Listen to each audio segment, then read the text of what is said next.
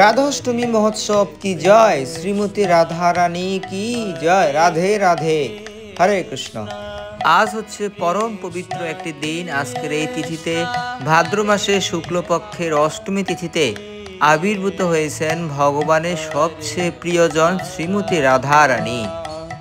ISKCON ঢাকায় আমরা শ্রীমতী রাধা রানীর এই জন্মদিন বা আবির্ভাব তিথিটি যেভাবে পালন করলাম তার সকল কিছু এই ভিডিওতে তুলে ধরতে চেষ্টা করব।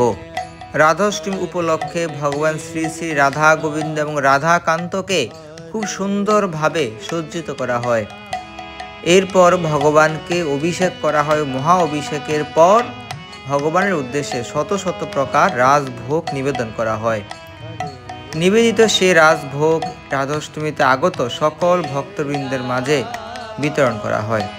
সুপ্রিয় ভক্তবৃন্দ, আমি সুখদা বলয় দাস বরাবরের মতো আপনাদের সাথেই আছি।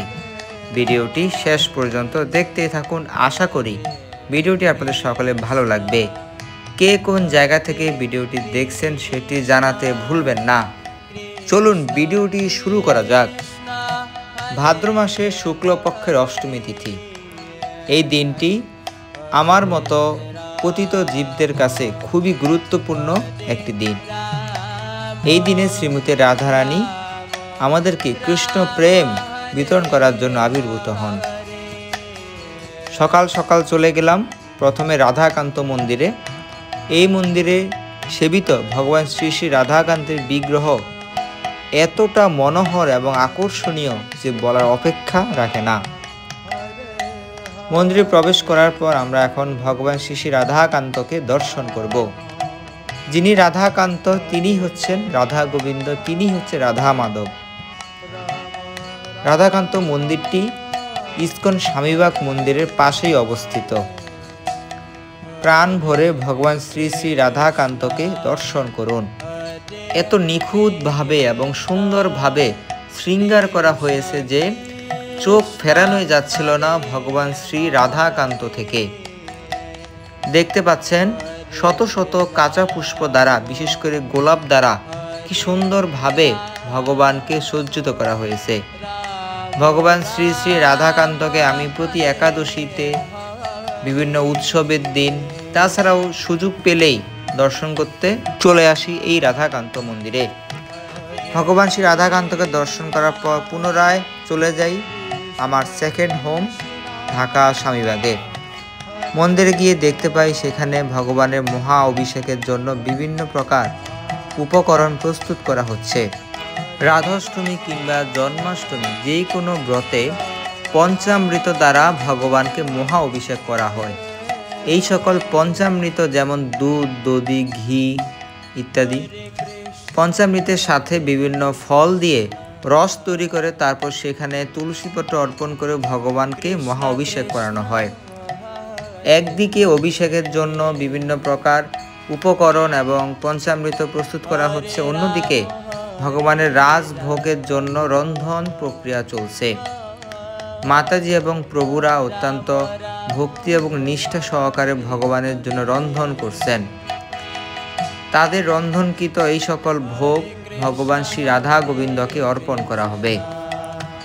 এরপর চলে এলাম মূল নাট মন্দিরে। এসে দেখি নাট মন্দিরে খুব সুন্দরভাবে কীর্তন পরিবেশিত হচ্ছে এবং ভক্তরা বসে হাততালি দিয়ে কীর্তন করছেন। অতঃপর মহা অভিষেক পর্ব শুরু হয়ে গেল। ভগবান শ্রী রাধা গোবিন্দ তার রত্ন সিংহাসন ছেড়ে অভিষেক মঞ্চে স্থাপিত হলেন। সকলে জয়ধ্বনি দিন, শ্রী শ্রী রাধা গোবিন্দ ভগবান কি জয়। অভিষেকে প্রথমে মঙ্গলাচরণ করা হয় স্বস্তিবাচক মন্ত্রের মাধ্যমে। এরপর এক এক করে বিভিন্ন উপকরণ দ্বারা, পঞ্চামৃত দ্বারা ভগবানকে অভিষেক করানো হবে।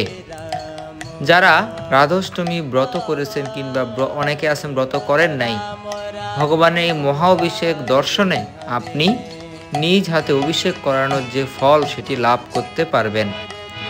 বলা হয়ে থাকে দর্শন করাও হচ্ছে দর্শনাভিষেক। একে একে সারিবদ্ধভাবে আমাদের মন্দিরের ভক্তগণ ভগবান শ্রী রাধা গোবিন্দের মহা অভিষেকে অংশগ্রহণ করছেন। অন্যদিকে খুব সুন্দরভাবে কীর্তন পরিবেশন করা হচ্ছে। ভক্তরা দুই হাত তালি দিয়ে কীর্তন করছেন এবং মহা অভিষেক দর্শন করছেন। এই মহা অভিষেকের পরপরই ভগবানকে নিবেদন করা হবে শত শত প্রকারের মহারাজভোগ। বিভিন্ন ফলের রস, পঞ্চামৃত, ডাব, জল দ্বারা ভগবানকে মহা অভিষেক করা হচ্ছে। পঞ্চামৃতের পর পুষ্প দ্বারা, বিশেষ করে পদ্ম ফুলের পাপড়ি দ্বারা ভগবানকে এখন অভিষেক করানো হচ্ছে। অভিষেক শেষে ভগবান পুনরায় তার রত্নবেদিতে প্রতিষ্ঠিত হবেন। শ্রী শ্রী রাধা গোবিন্দের পুষ্প অভিষেক কি জয়। শ্রীমতী রাধারানী হচ্ছেন ভগবানের লাদিনী শক্তি। গোলক বৃন্দাবনের শতশৃঙ্গ পর্বতে ভগবানের বাম অঙ্গ থেকে শ্রীমতী রাধারানী আবির্ভূত হন। শ্রীমতী রাধারানী কৃপা যার উপর পড়বে সে অনায়াসেই কৃষ্ণ প্রেম লাভ করতে পারবে। রাধাষ্টমী মহোৎসবটি আমাদের নিকট অত্যন্ত দুর্লভ সুযোগ রাধারানী কৃপা লাভ করার। একবার যদি শ্রীমতী রাধারানী কাউকে কৃপা করেন তাহলে সে অনায়াসেই কৃষ্ণ প্রেম লাভ করার মাধ্যমে তার মনুষ্য জীবনটিকে সার্থক করতে পারে। বৃন্দাবনে বর্ষণার রাবেল গ্রামে শ্রীমতী রাধারানী আবির্ভূত হলেও বর্তমানে সমগ্র বিশ্বে এই রাধাষ্টমী মহোৎসবটি অত্যন্ত আনন্দ উদ্দীপনার সহিত পালন করা হচ্ছে। আমাদের ঢাকার স্বামীবাগ ইস্কনে দেখতে পাচ্ছেন শত শত প্রকারের রাজভোগ নিবেদন করা হয়েছে। এখন রাজভোগের মহা আরতি চলছে। ভক্তরা সকলে রাজভোগ দর্শন করার পাশাপাশি আরতি দর্শন করছেন। নিবেদিত এই রাজভোগগুলোই অনুষ্ঠানে আগত সকল ভক্তবৃন্দের মাঝে বিতরণ করা হবে। এর আগে আমরা যখন অনেক রাজভোগের ভিডিও আপনাদের মাঝে প্রচার করি, অনেকে প্রশ্ন করতেন এই ভোগগুলি নিবেদনের পর কি করা হয়।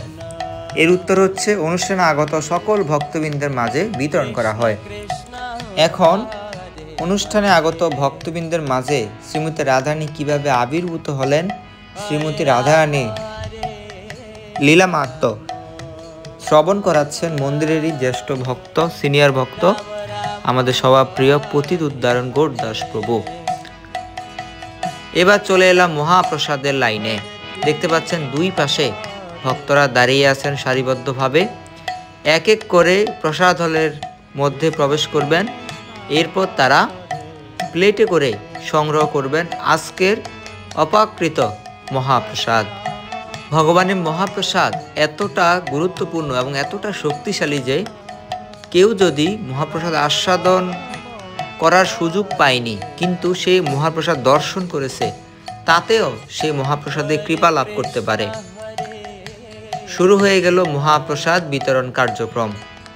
দেখতে পাচ্ছেন বিশাল পাত্রের মধ্যে অন্ন, সবজি সহ অনেক কিছু ব্যবস্থা করা হয়েছে সকল ভক্তদের জন্য।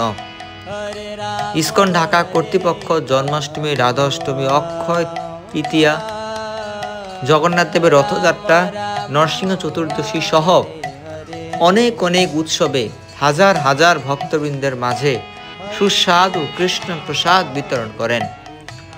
অনেকে বলে থাকেন ইস্কনের টাকা ছাড়া প্রসাদ মিলে না। আজকে আপনার নিজ চোখে দেখুন কিভাবে ভক্তদের মাঝে সুস্বাদু মহাপ্রসাদ বিতরণ করা হচ্ছে। সুপ্রিয় ভক্তবৃন্দ, আশা করি এই ভিডিওটি আপনাদের সকলে ভালো লেগেছে এবং এতক্ষণ ভিডিওর সাথে ছিলেন। কে কোন জায়গা থেকে ভিডিওটি দেখছেন সেটি জানাতে ভুলবেন না এবং কেমন লেগেছে সেটিও জানাবেন। জয় শ্রী রাধে রাধে রাধে, হরে কৃষ্ণ, জয় শ্রীল প্রভুপাদ। দেখা হবে অন্য ভিডিওতে। আমি আপনাদের নিকট থেকে বিদায় নিচ্ছি। আপনাদের প্রিয় সুখতা বলয় দাস।